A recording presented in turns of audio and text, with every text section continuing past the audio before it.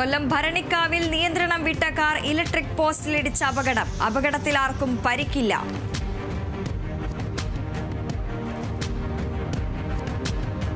കൊല്ലം കുലശേഖരപുരത്ത് CPIM local സമ്മേളനത്തിൽ കയ്യാങ്കളി.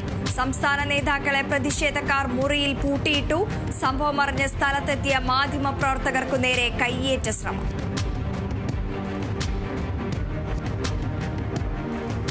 മുനമ്പം സമരക്കാർക്ക് ഐക്യദാർഢ്യവുമായി Ernakulam Vypin arts festival association.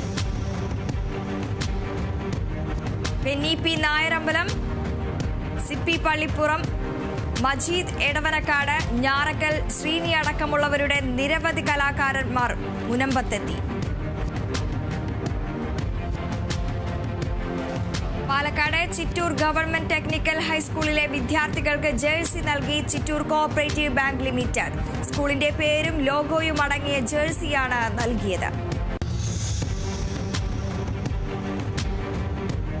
Chinmay കൃഷ്ണദാസിന്റെ അറസ്റ്റിൽ പ്രതിഷേധിച്ച് പശ്ചിമ ബംഗാളിൽ ഹിന്ദു ജാഗരൺ മഞ്ചിന്റെ മാർച്ച്. ബംഗ്ലാദേശ് ഹൈക്കമ്മീഷനിലേക്ക് നടത്തിയ മാർച്ചിൽ സംഘർഷം. ഒരു പോലീസുകാരന് പരിക്കേറ്റു.